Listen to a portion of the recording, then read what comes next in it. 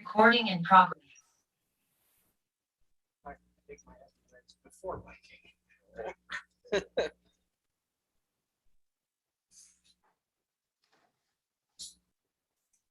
I'm impressed, as he said. Like, Yeah.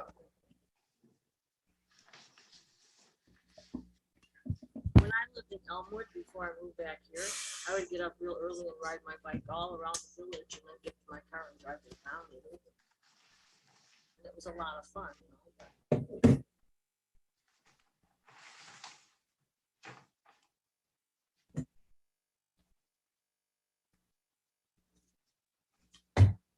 he said he was.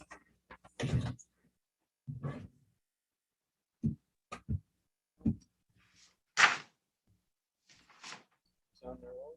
Is that what he said? Go there.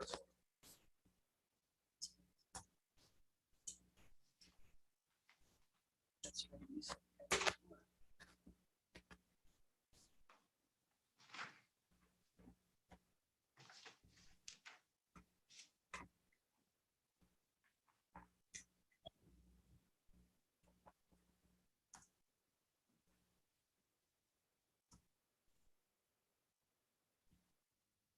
Oh, yeah, 9 a.m.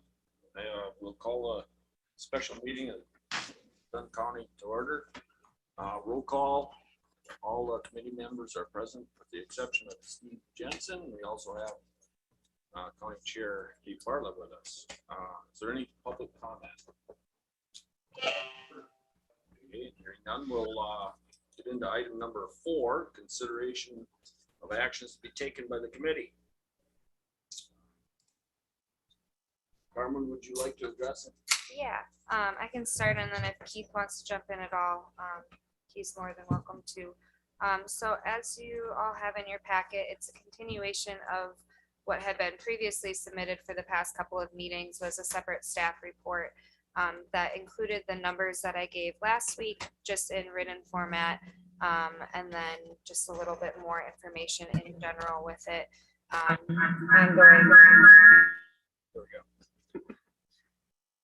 So the numbers are the actual bullet points. That's all the same information that I read off last week, just in written form, and then just a couple of paragraphs at the end highlighting just kind of the same notion that this may not fix all the problems, but it is a step trying to make an effort to do so, and just not staying status quo, which is obviously not being sustainable at this point. So that is what the staff report has, and then there's also the actual resolution with the numbers for the budget adjustment as well. And I don't know if Keith wants to add anything to that. Thank you, Carmen. Not really, other than just to point out that at this point, with the recently adopted, signed into law state budget, there is an increase in Medicaid reimbursements to that we will be receiving, or we're expected to receive as part of the budget.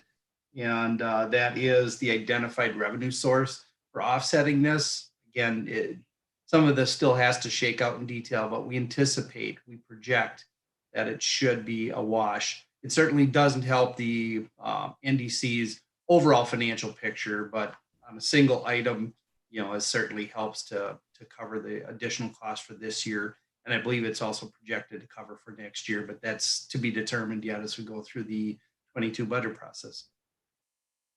And that will come in before January 1st, you're expecting Medicare? Oh yeah, this took effect July 1st. It took effect July 1st. We're anticipating actually seeing the dollars October sometime is when those get flushed out, and then they will give a lump sum payment for backdating all the way to July 1st. That's right, you did mention that. So.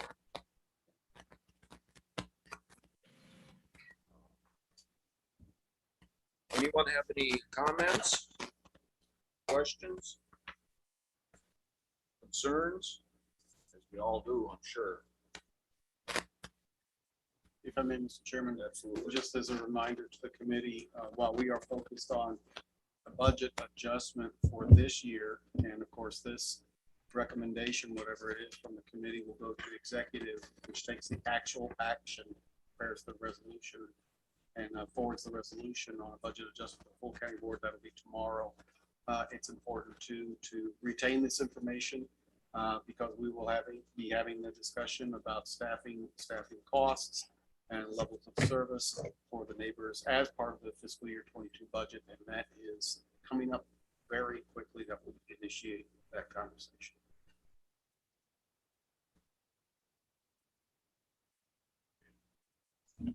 Just a reminder, if you could pull your microphones a little bit closer. Krista, if you're telling me that you were having difficulty hearing me, I'm flattered. Mike, you look like you had a question. Well, I was expecting Paul to say, consider the entire budget like you have in the past. You just told us that we're gonna be talking about our budget. Yes. You didn't make a recommendation. Oh, but I thought. I was just confused. If we were in a position of having to pay this $91,000 out of the general fund, staff would probably raise more issues for consideration by the committees ultimately. But the anticipated revenue increase from the increase in Medicaid, as he said, we expect it to be okay. It's not going to affect us that way. Contextually, as we discussed last time, it also allows us to test the consequence of PM homemakers on retention of CNAs, thereby hopefully reducing our pool help.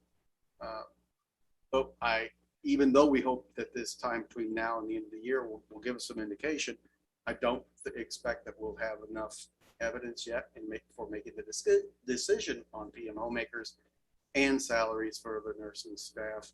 We won't have that information prior to having to make a decision on fiscal year 22. So we're very much going to track it, I guess is what is staff's point. Is there help out there for, I hope so. I do believe that we have a market that I mean, if I think back to being in high school or college and time frame of a good job that pays well, comparatively speaking to working at a different place, it has good hours for that market, 3 to 6, 3 to 7 time frame, right after school, right after classes, and then not having to work until 2 in the morning, like if you were a waitress or a bartender. I think we can market that fairly well. That's going to be our target market, is younger people that just need an after school or college job. So I think we'll have an okay time filling that. I think some of the difficulties in filling the day shift homemakers that we've had in the past was it's an awkward shift, 3 to 7. It takes up your whole day. Versus this is much more short shift, maybe more marketable to a younger group of people.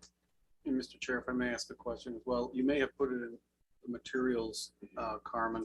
What step or what pay rate are we expecting to pay the PM homemakers this year?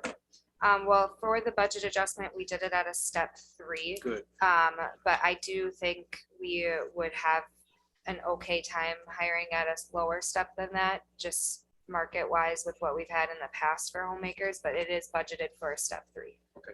And that's important, obviously, that the budget adjustment for this year's we're acting on, you're making a recommendation today. For fiscal year 22, I think part of our conversation will need to be whether or not we think we can attract people at step 1, or if we have to stay at step 3. And I'm simply voicing that concern. I think all of you have heard this before. The labor market is tightening quite significantly. We're hearing that from all quarters. It's particularly acute in healthcare providers. So once again, hopefully this will give us, a sense of whether or not we're likely to be able to bring people, PM homemakers next year at step 1 or 2. If we want to retain people, by the way, another observation, if we hire PM homemakers this year and we bring them in at step 3, that'll put pressure on hiring any new ones that we would hire in 22 to also be brought in on that step. So it's a detail. It does add up and it factors into our overall perspective on the budget as a whole. I can add that this position, This position is not certified, licensed, or credentialed, so that is the difference between CNAs and nurses, is that anybody technically could do this job. So it is an entry level without a certification. So we do think we'll have a little bit easier of a time attracting help for this versus obviously a CNA where there's only so many of them. Couple of questions. First, what age can you go down to hire somebody in high school or whatever? And then what's the step 1 and step 3 wage? Sure. So I think technically we do have CNAs as young as 16, so we could have people as young as 16. There's just a couple things that they can't do if they're under age of 18. So for this job, it's actually operating the microwave is the only thing that someone under 18 cannot do. Seriously? Yeah. That's something a It's- 6-year-old can do. Yes. But for like CNA, if they're under 18, they cannot operate a mechanical lift. So we do hire staff that are under the age of 18. It's just we make certain adjustments for them. But we do hire them if we can. So technically speaking, we can employ people that are 16 and older. And then for the step 1 and 2, the wages for current 2021, step 1 is $13.29, and then the step 3 is $14.63. I don't have the step 2 on here. Chris would have it on his chart. That's close. Step 2 would be 1366. And that is just base wage. As these employees would be part-time, they would also get the $2.32 in lieu of fringe and the $1 retention bonus as well. So we're up to 16. Yep, $16. 17. Yes, almost 17. And that is, of course, we've all been hearing that $15 demand across the board in many of the service industries. So I think we want to be there. Yeah, I agree. I think should be competitive at that wage. Yeah, for that group of. And this is at the grade 1 of the pay scale. So it is the lowest grade on the pay scale, as our homemakers are placed at a grade 1. I don't remember if it was Paul or if it was you, Carmen, that said, what is the consequence if we don't happen to do something possible? What So I guess might it's we have to do or you have to do? staying status quo could increase turnover even more. We could stay at the same rate. Losing staff, the more and more staff that we lose, the more likelihood that we are unable to staff the households.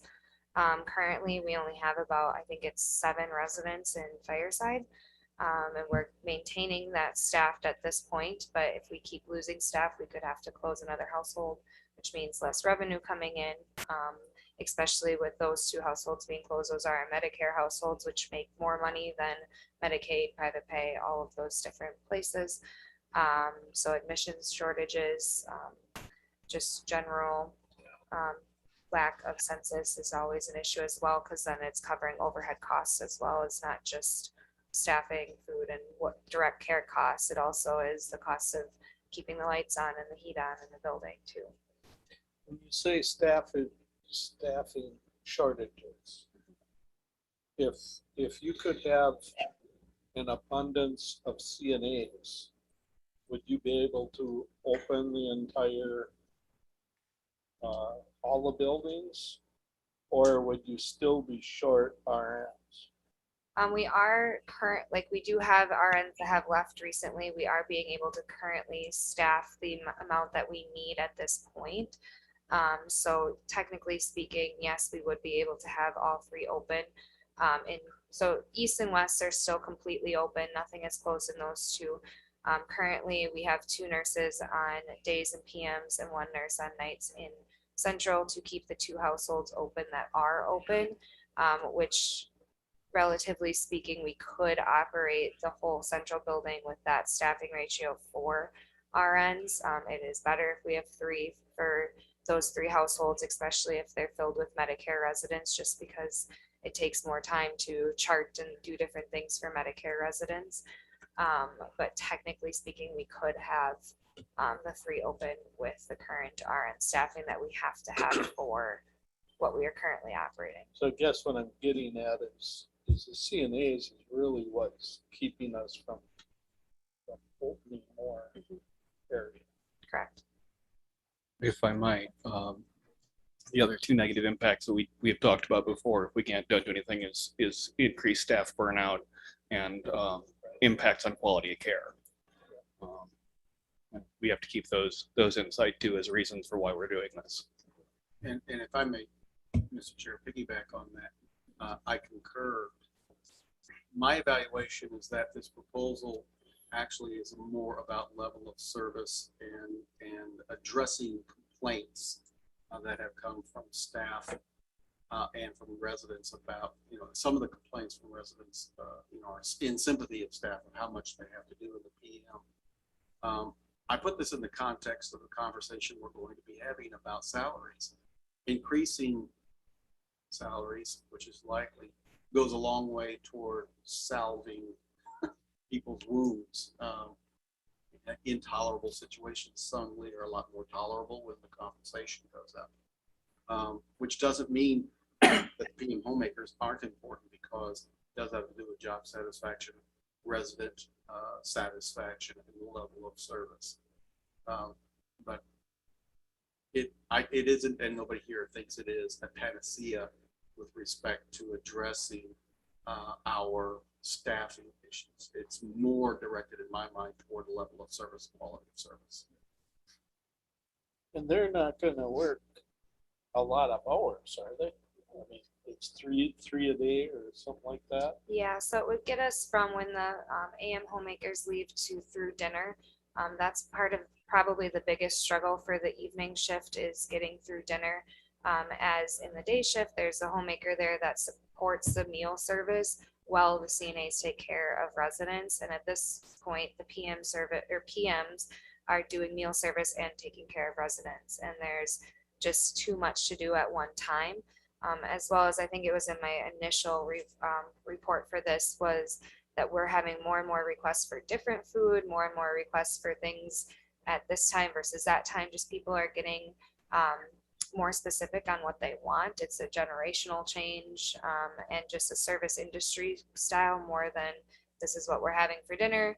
Everybody says, yep, sure, that's what I want. Now they want grilled cheese, I don't know, chicken noodle soup, all different things for dinner, which just takes more time. And then service is going down at that point as well, which we try to accommodate all of those things because we are there to serve the residents. But sometimes there's just not enough people to do all the things at once. But there, it is about 3 hours a day. Can I just make a comment, Mr. Chair? Yes. We're talking about service and the loss of service.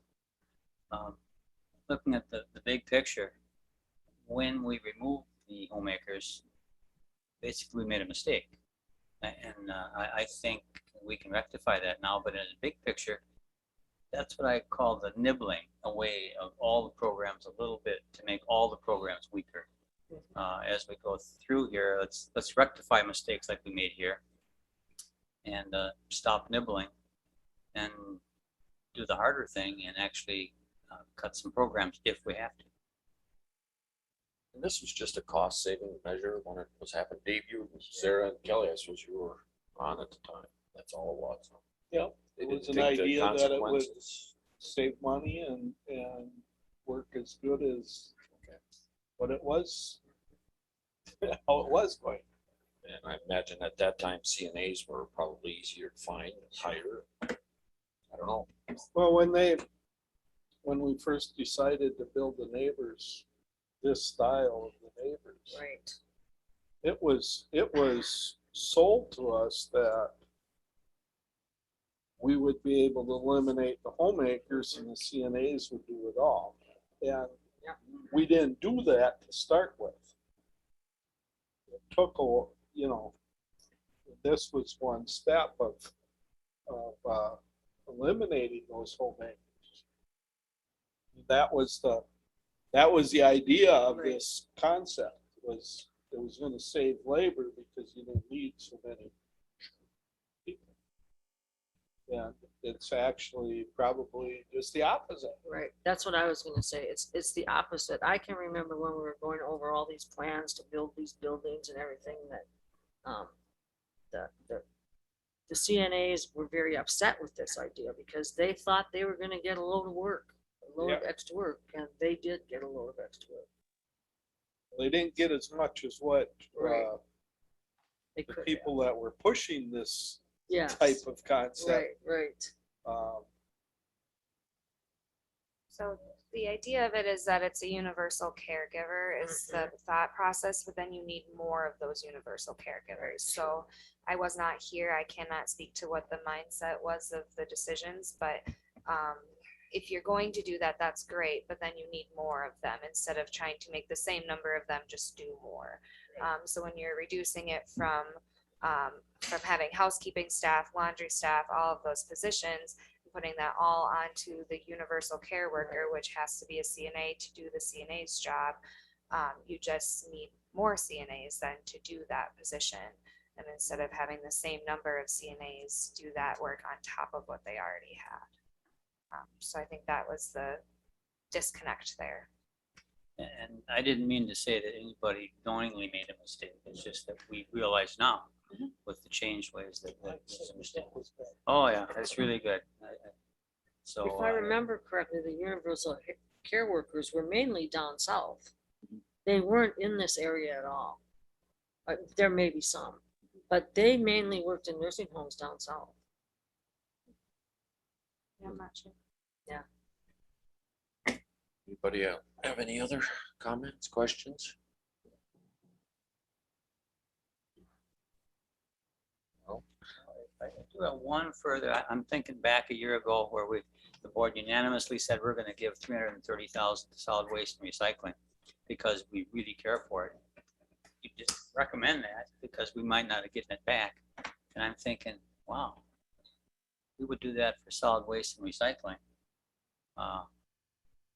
Where does the neighbors fit into there?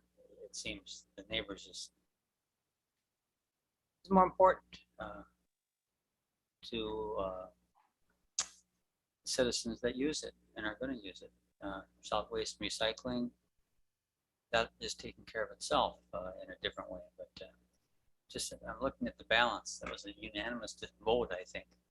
Maybe one dissension. But here we are looking at this. So just think about that as a comparison.